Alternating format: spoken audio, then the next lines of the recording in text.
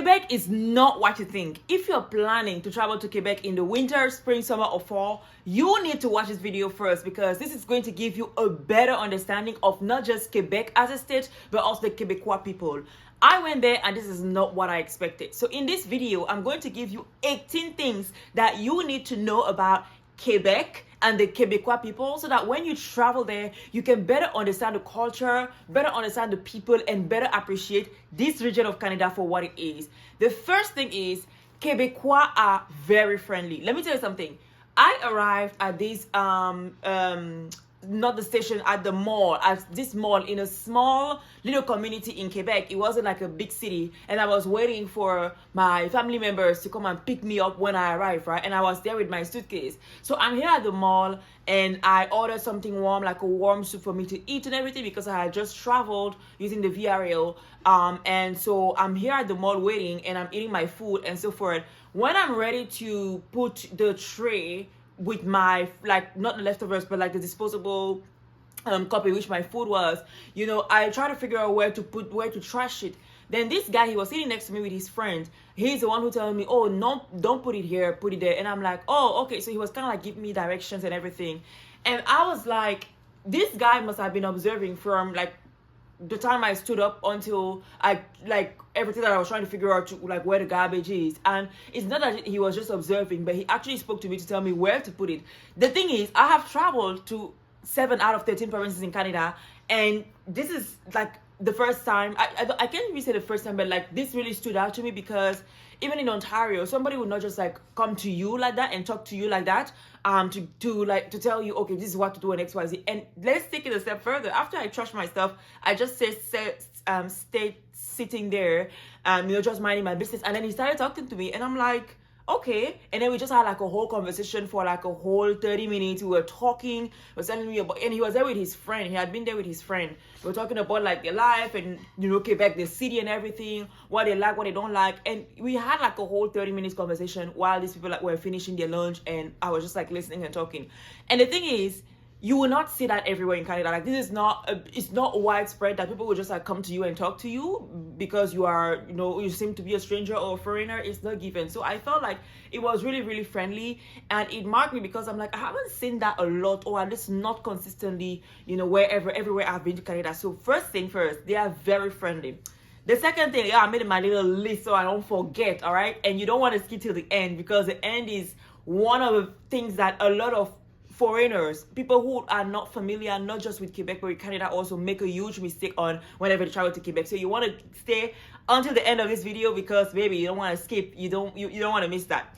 The second thing is, beyond just being curious, Quebecois are very, beyond just being friendly, Quebecois are very curious people.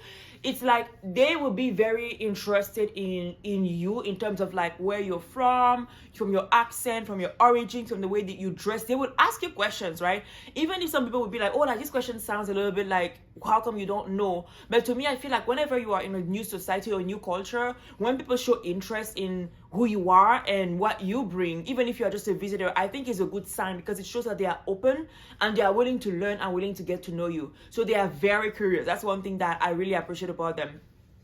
Number 3, in addition to that, and I think those 3 points go one after the other. Number 3 is they are very observant. Let me tell you something. A Quebecois will watch you.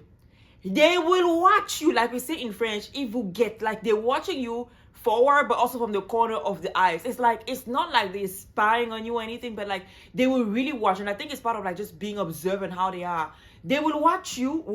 You don't know that they're watching you until you like turn around and then you just catch their eyes on you. And I find it very interesting, because in some cultures, people will feel like when somebody watches you, it's offensive.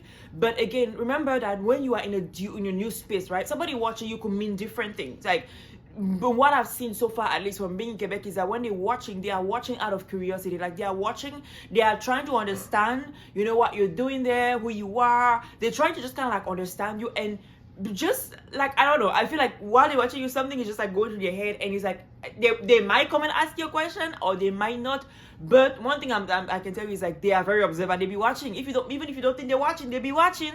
They be watching you from the time you step in the store or in that cafe or in that restaurant. They be watching. And if they come to you and they ask you a question, they will ask you a question so specific that you realize that you've really been watching me this whole time. Like, hey, you people, that's very interesting. The other thing, number 4, is they are very, very traditional. It's like, one thing that is also the beauty of Quebec is that, and that is why it makes it so different from the rest of Canada. They are like very rooted in their traditions, historical traditions as settlers here, specifically for the francophone settlers. They are very rooted in that, in the way they build, in the way they gather with their families, in the things that they celebrate. For example, we have this whole cabane à sucre experience, which is really like a very traditional sugar shack, Quebecois sugar shack, and they are very proud of their culture, you know, in the way they do their maple syrup. Just so you know, I didn't put it as a point in this video, I should have, but Quebec is the maple syrup capital of of Canada. Quebec is the maple capital of Canada. Like, once I tasted maple syrup from Quebec, I was like, it's a wrap. I don't want maple syrup from nowhere else. I don't want it. I will not buy it. I'm like, I'm gonna look for the Quebecois brand. My uncle has recommended the brand to me. When I go there, I'm like, I need to load up my suitcase with this maple syrup to last me for some time. But it's like, that is what you want to do it. But that is just like a side comment. But going back to them being traditional, the things that they celebrate, they are very rooted in their culture. And I really like people like that who stand on their culture, who are rooted in their culture and in what they believe and in their values and in what makes them them. The 5th one, alongside what I just talked about being traditional, is I've seen in Quebec a very strong and visual presence of the First Nations, right?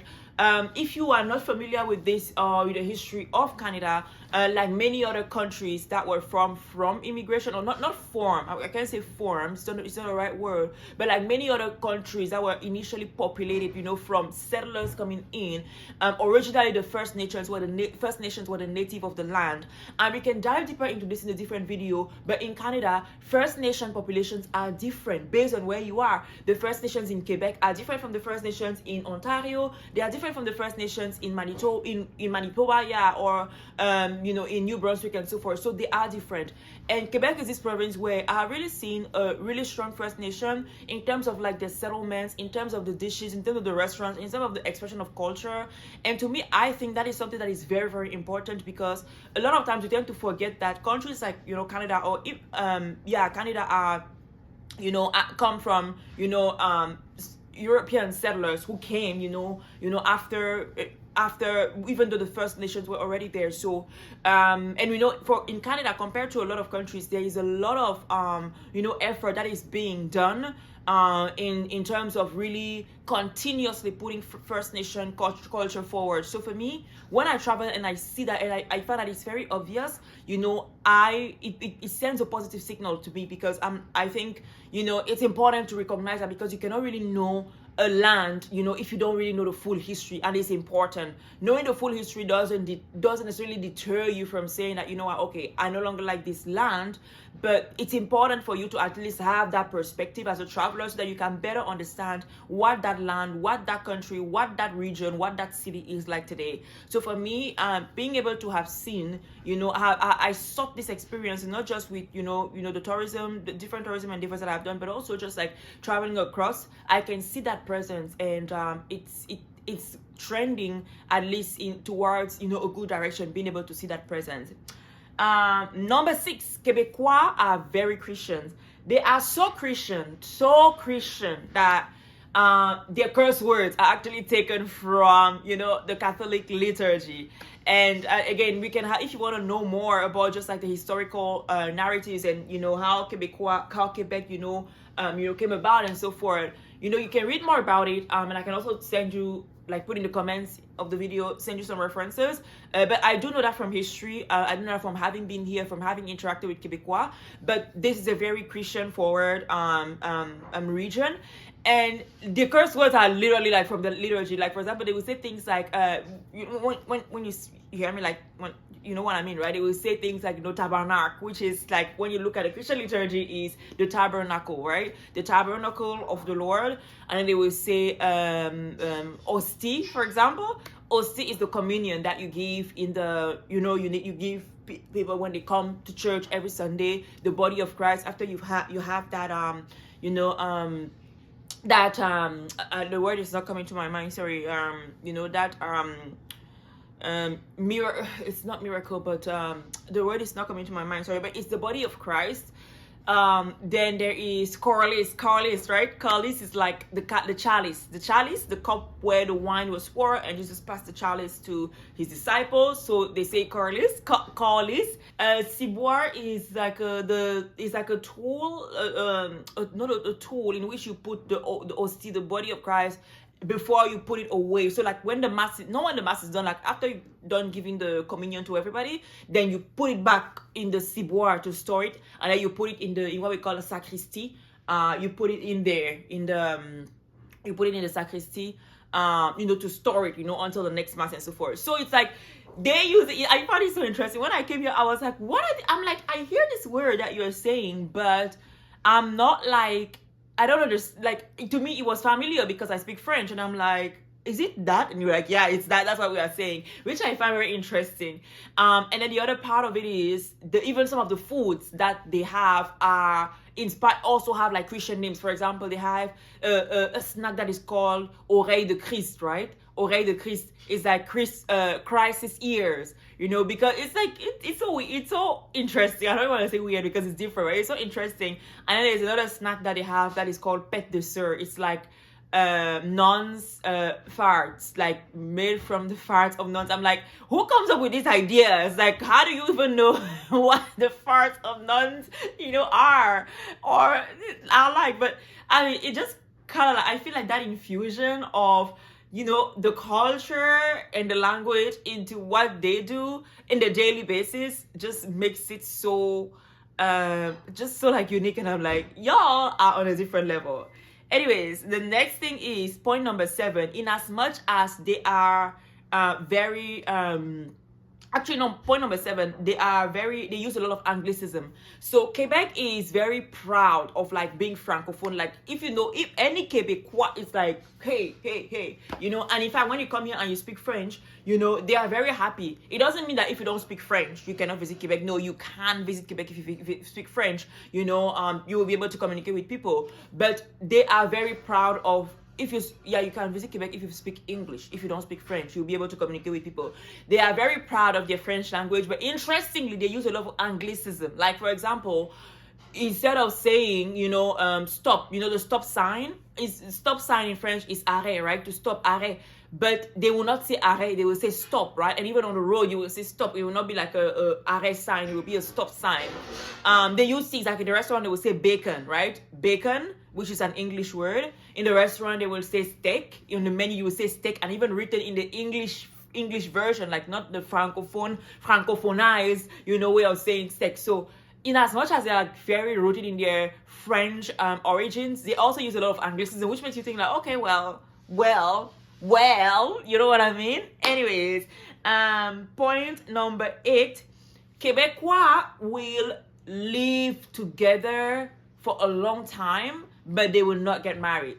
People from Quebec who are watching this video, les gens du Québec qui regardent cette vidéo là, venez dans les commentaires, come in the comments, come and explain yourself.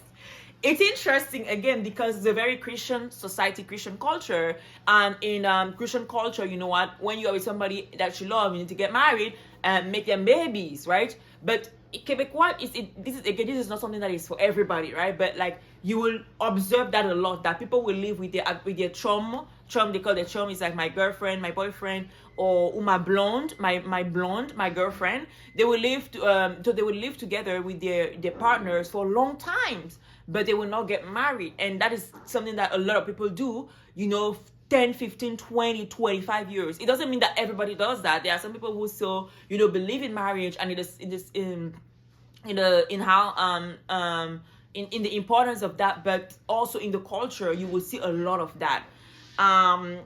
In addition to that, point number 9 is, we were talking about French, Quebec being really rooted in its French origins, and the point number 9 is they also use a lot of old French. Like, you will see, like, I want to tell you, and I speak French. I learned French coming from Cameroon. I speak French. French is the language that I grew up speaking, and then I learned English, and I have my native languages, of course. But when I tell you that they speak old French, it's like old French that you like from textbooks, les livres d'antan, les anciens, all books, all French. Like who speaks like that anymore? Québécois use that occasionally. For example, instead of saying, mon auto, which is gonna be my car, they will say my char. Like those war chariots. Like it's talking like my chariots, right? Instead of saying for example, certainement, which is certainly, they will say assurément, which is assuredly. Those words that you will see in those Catholic hymnals from like old language and so forth. That's what they will say.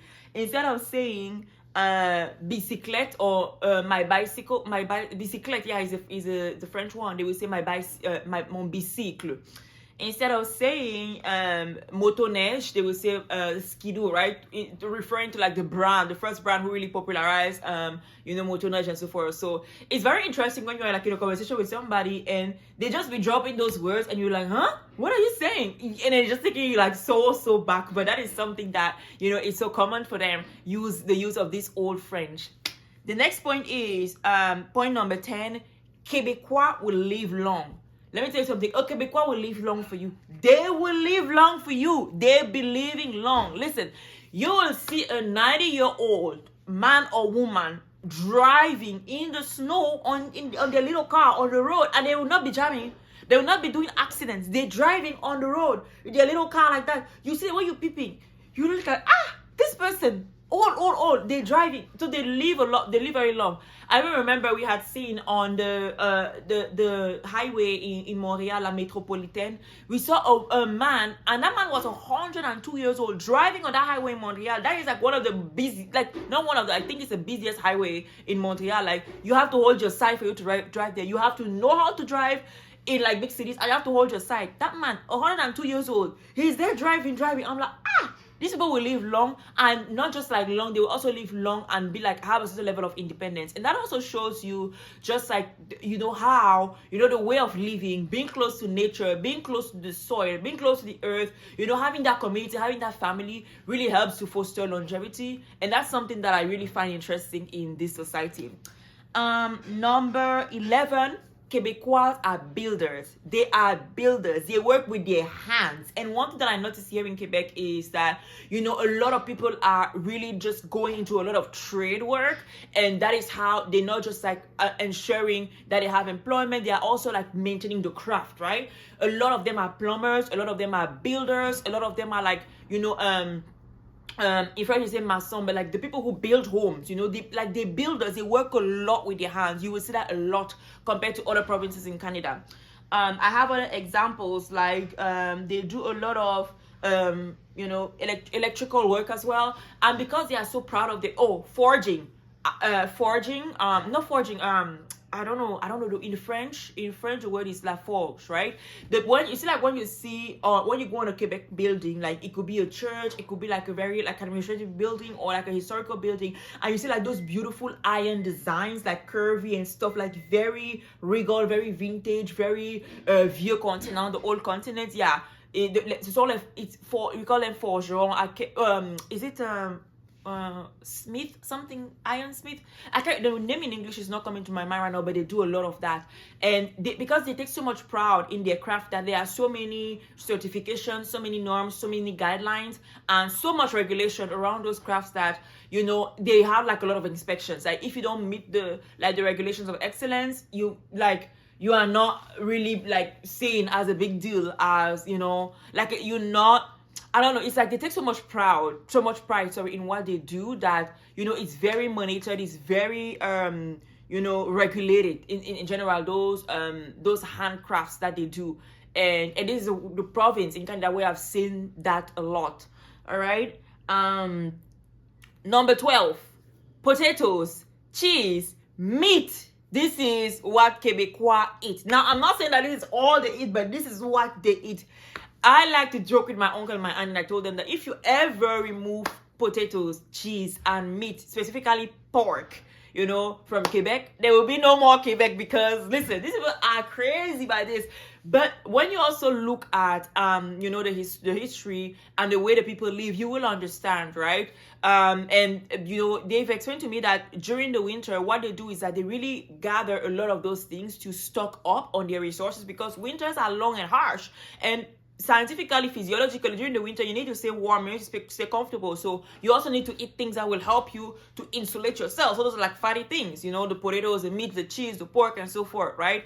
And in addition to that, because a lot of them also work during the winter, because the winters historically have been long and harsh here, they need food that is going to not just comfort them, but also help them to stock up and give them the energy, the fuel that they need to be able to continue. So it makes sense. And I like to point out that area, because a lot of times we tend to judge and be like, oh, why are they eating so much fat, or why are they eating so much that? But you don't even understand where it's coming from, and you don't understand how it is tied to the history of this land, the history of these people, the history of this part of the country. And so when you hear about things like poutine is like the best poutine is in Quebec, let's not go into the peculiarities of which city in Quebec, but the best poutine is in Quebec. I actually went and I tried to understand, okay, why is it that fried fries with cheese, curd, and gravy is like considered to some extent like the most popular, or I won't say national dish, but the most popular dish, right? So I had to understand, when I think medically, scientifically, okay, that is all, carbs and fat. But when you look at the way the people have been living, the weather conditions, the history, the traditions, you understand now, how that makes sense.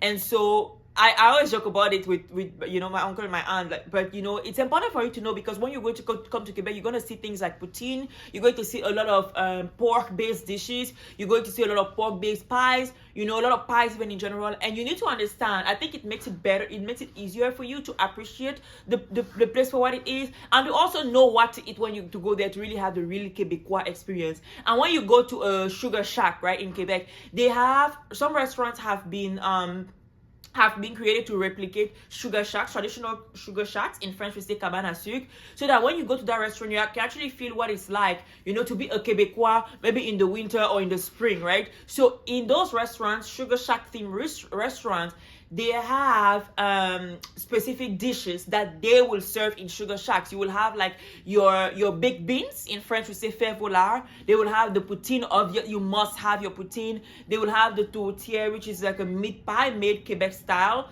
They will have those huge pancakes with bacon. They will have different things that are like super typical Quebecois. So I think understanding that history is also good in making sure that you have the real authentic Quebec experience, and see what you feel about that, as a visitor, as a traveler, and as a tourist. All right, the next thing is number 13. Quebecois are very direct when they're ready. Earlier in the video, I told you that they are very curious observers. Sometimes they won't come and approach you, but let me tell you something. When they're ready for you, when they're ready to tell you something, they will tell you. And they will tell you, when I say direct, it's not just direct, but they are also raw. Like, they will tell it to you raw, like, that hairstyle is not working with you, or why is your stomach so big, or why do you have such a bad aura, like something like they be straight. And it's not to say like it's like some cultures will be like, oh no, you need to be mindful and so, but that's just how they are like they are raw and rough sometimes, and you kind of like have to appreciate them and understand them for that, and just understand this is just how they are. Like at first I was like, bruh, like when you're at a restaurant, you will listen to what people are saying and you're like, what are you saying? But then, my uncle and aunt had to explain to me that, oh, that's normal here, and it's not to say like they're being offensive, but that is just how the culture is. They are very direct, they are very straightforward, and it's like tough love essentially, which I'm like, okay. It's very interesting. Like out of the blue, they will just tell you, but this hairstyle that you've had, are you crazy? You've had it for 2 days already or 3 days already. You need to change that. Or you haven't showered. You smell. I'm like, what do you mean? Or it's like, you smell like a little pig. Go bathe. But it's like, if you can't take it, if you are like in your feelings, babe, you aren't gonna make it. But I'm not saying that when you're walking on the street, people are gonna tell you that. But when you're in a setting with people who like you and are friends with you, they will be direct with you, and it's refreshing, honestly. Now I have 4 more points for you, and if you enjoyed this video, let me know if you are in Quebec. What are the things that you are so unique about Quebec that people who are visiting need to know. And if you're not in Quebec and you're planning to visit Quebec, let me know what questions you have about Quebec and I can redirect you to some resources. And either way, make sure you subscribe, drop a comment to let me know what you think about this video so I can keep making more videos like this. Now, number 14, the Quebec accent. It is very cute and hilarious. The Quebec French accent, it's nothing like what you've heard ever before. Now, when I first came here in Quebec, I had to ask them to repeat like 3 times. What are you saying? What are you saying? It also kind of like reminds me of when I used to travel to Barbados, right? From the Caribbean, y'all will understand like Bajan accents. I love my Barbados, but Bajan accent is thick. I'm like, huh? And my mom would tell me in good manners, you don't say, huh? You say, excuse me. But listen, when somebody is having a conversation with you, you're trying to hang on to every word that they are saying, but the accent is like so thick in your ears. You're like, what are you saying? So even like right now, I'm getting some of it, but like sometimes my aunt has to explain to me, okay, this is what they are saying. She has to break it down because she can see in my eyes like this baby girl is lost, you know. And that is even when I speak French with them. So the accent is very unique, you know. And honestly, I will tell you, it's grown on me. It's like I like it. Like when I arrive in Quebec, and I just hear them speaking, I'm like, oh yes, I am Quebec. I am excited to just like speak to them in French, even though I cannot speak in the accent, but hearing it, it's like just really nice and it's like super Quebecois and I like it. Now, I also spoke about, point number 15, Quebecois are very traditional. I spoke about it already, but again, it deserves its own point because you know, it's just refreshing, it's different. You know, you will go to many parts in Canada and you will, but then when you Quebec, you will remember Quebec. Now, other provinces, I'm coming to you. Don't feel like, oh, why are you only talking about this is specific about Quebec. I have been to 7 out of 13 provinces and territories in Canada, and each one is unique. I'm telling you already, each one is unique. You cannot really just generalize things, but I will tell you, because this video is about Quebec, Quebec is a province that will mark you in a different way because they are very traditional. They hold on to their core values, they hold on to their culture, they hold on to their things, and I really appreciate the families who are passing it on to the new generation because y'all know our generation is very much about like, you know, oh, modern this, modern that, which is not bad, but I also think that knowing who you are and being rooted in your values and what you grew up in really makes a difference in you know, a world where everything is trying to just like be the same. That it makes it a lot more interesting. Point number 16, Quebecois are very hardworking.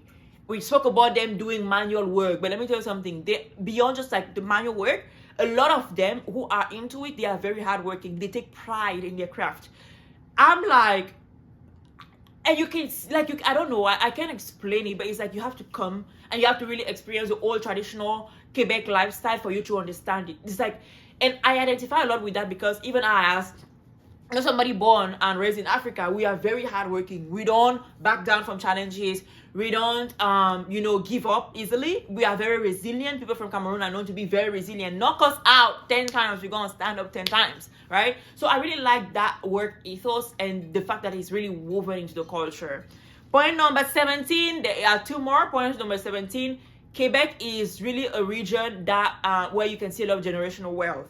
You can see it from popular names. You can see it from the way they just build, the way they raise their children. You can see the way in which like companies, you know, are passed on, you know, within families. You can see it. It's very generational wealth focused, and I think it's something that is very interesting that you might not necessarily see in different parts of Canada. You see it in the ways they pass on lands, they pass on companies, they pass on different things, you know.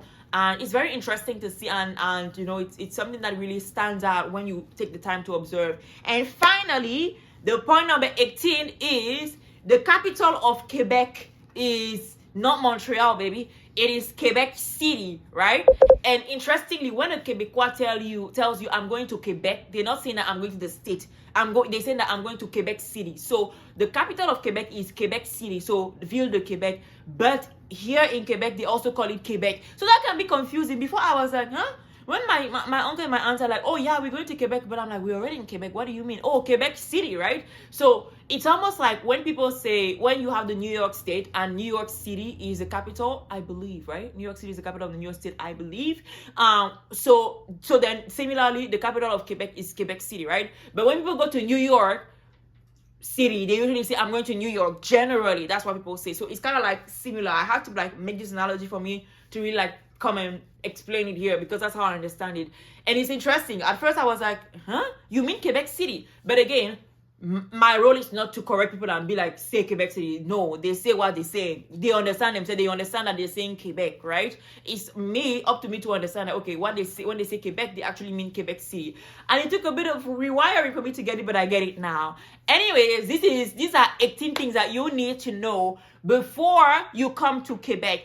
And let me know what you thought about this video. In the next video, though, I'm going to tell you between Montreal and Quebec City, which one is the best. And beyond that, I'm going to tell you, even like beyond talking about that, I'm going to tell you what is the best way for you to come to Quebec in general, depending on what your budget is and depending on where you are coming from around the world. So let me know what you thought about this video. If I missed any point, my dear Quebecois, let me know in the comments and see you in the next video.